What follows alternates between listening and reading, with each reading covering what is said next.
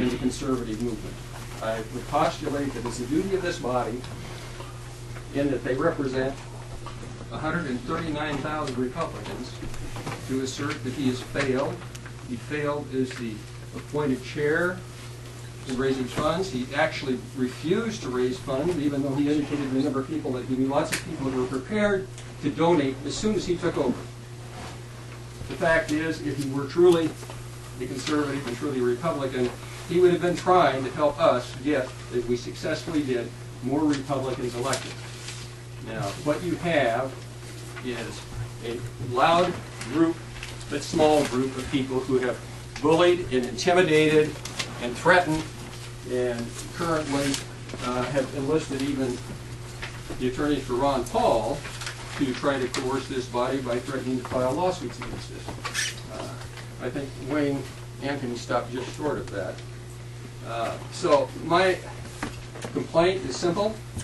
I didn't involve a lot of other things in it. It's very clear from the record, from the Division of Elections record, that this man is not a Republican, had no intention of being a Republican,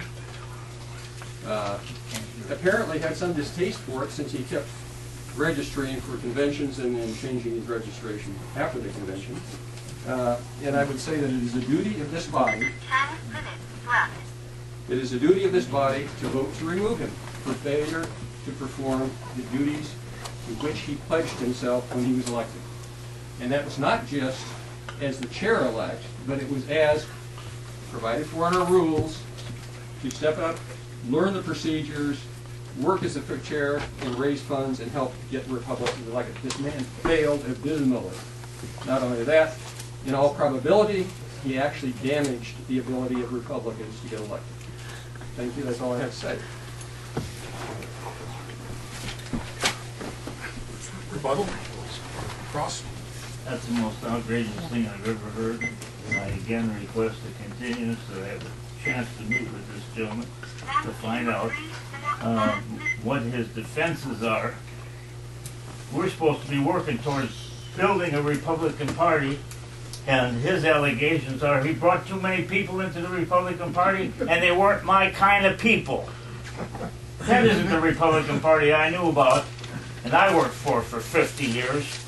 And so I again move that we have a continuance till the next meeting is Mr. Now you got me all flustered.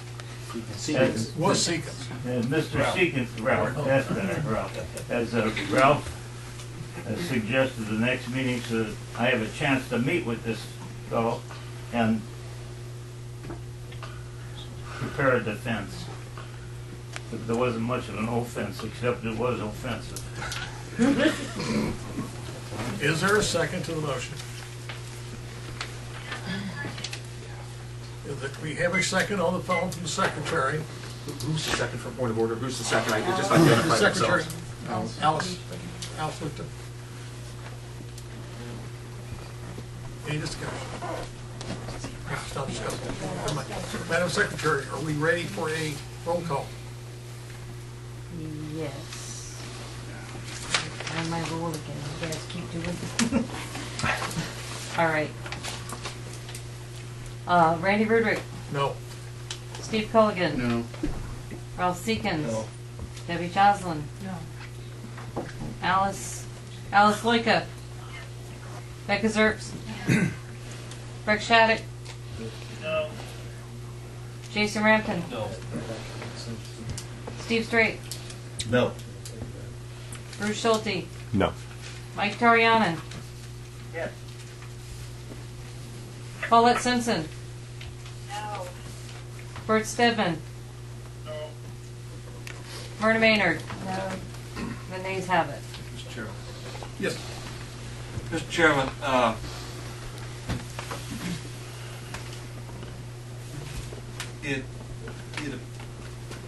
I don't know, but I'd like to just ask a couple of questions if I could, just to see, because Let me inquire. Is the defense waiving its opportunity to cross-examine altogether? there are no witnesses. Wait, There's been a complaint. to cross-examine on the complaint. Of the complaint. At this stage, we're subject to request at future time when we've had a chance to consult to find out what the heck he's talking about. I thought it was abundantly clear. That's the problem. Mr. Seekins. I'd just like to ask Russ a question. Russ, have you had a chance to sit down and have you had a chance to take a look at the allegations of the complaint? 2 days. You didn't see them before that? I saw what I thought they were, but I couldn't read them. They were so small. I didn't know how to enlarge them, so I asked Ken to help me with that. He did, and he gave them to me 2 days, maybe 3 days ago.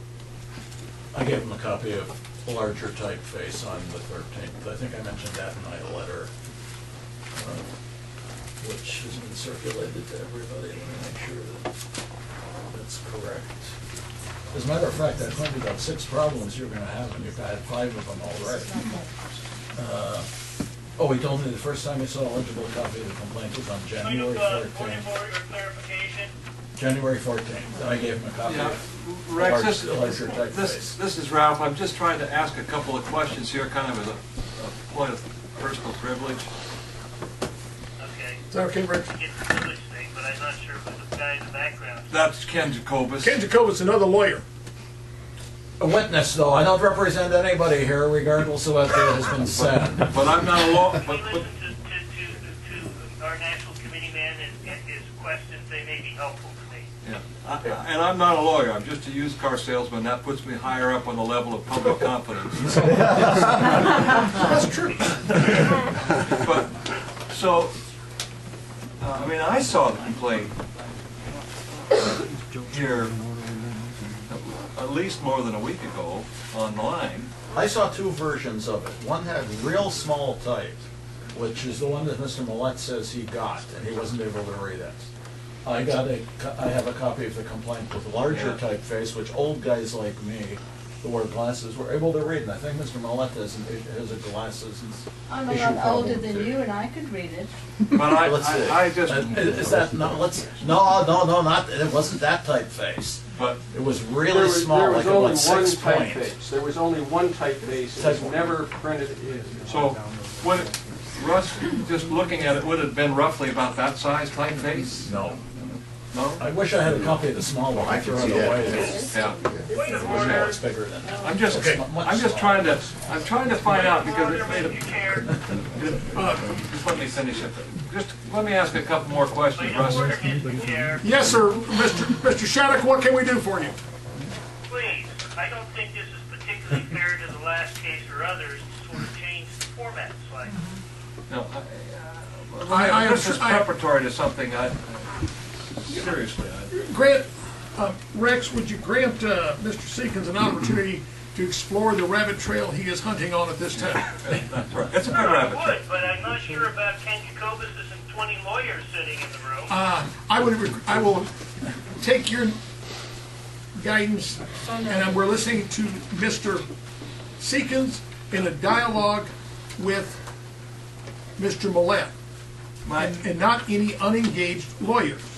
Thank you. That I appreciate. That I can handle, because I'd like to get to the bottom. Then allow us to proceed.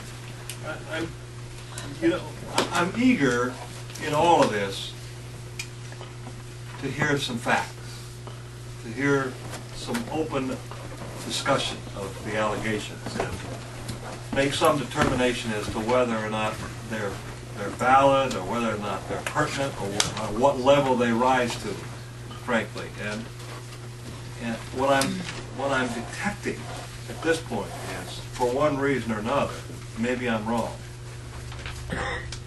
Russ, is that until 2 days ago you didn't have a clue what in the world this was all about? That's right. And you're totally unprepared to be able to present any kind of a defense or discussion regarding the allegations of the complaint? That's correct. Well, I am disappointed. But with that in mind, Mr. Chairman,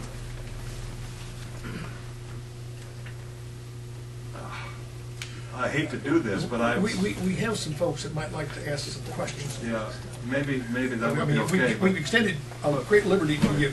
Yeah. Can we? Yeah, and I understand that, and I appreciate that. Thank you. That's all for now. Mr. Straight. If I could follow on another, would it be appropriate to ask a question, a follow-up? to I Mr. will Seeger's? rule on it when I determine how wide the rabbit trail is. Following up on Mr. Seekin's questions, you said 2 days ago you received the paperwork in large print. 14th. And Today's the 14. 17th, that'd be 3 days. And Ralph asked you if you understood the charges 2 days ago, and you said no. Do you understand them today? I'm not sure I do. Thank you. Thank you. I'm not sure I do. Thank you. Mr. Chairman, I I reluctantly, I would, I'll go, not now. Sorry, excuse me.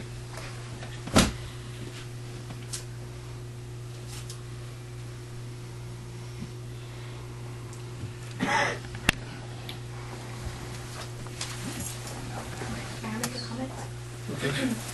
I have an email on the 9th of January that shows a link to joemiller.us where he discusses an attempted coup, and it talks about how you received a copy of a letter charging you with violating the rules of the ARP, and that's dated January 8th.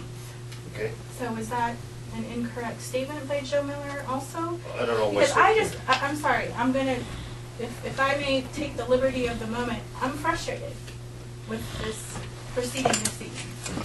I want you all to have a due process. I want to hear information. I want this to be a fair and open proceedings.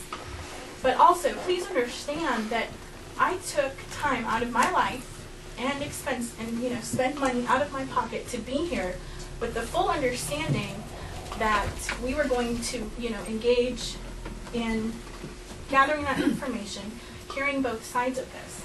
So I'm wanting to hear answers, and I'm finding it, just a little frustrating, that it was already online as of the 8th of January that you had received the complaint. I'm also finding this proceeding frustrating. well, let me make it more But frustrating. I just I want want to to ask you a know. couple I just want to questions. know why there's a discrepancy between what Joe Miller had written and what you are saying this evening. Under our process, members could send me questions to ask. Since I detect no response from a standpoint of a cross-examination of the complainant's presentation, and I detect no desire to make any defense presentation, let me read something. That's erroneous statement. We do desire to make a defense, but we'd like to have an opportunity At to this discuss. time, let me correct it. Mr. Millett, in the months leading up to the general election in November 2012, dozens of volunteers worked hundreds of hours, if not thousands of hours, at the ARP Victory Office and Call Center, all working to get Republicans elected to office at every level.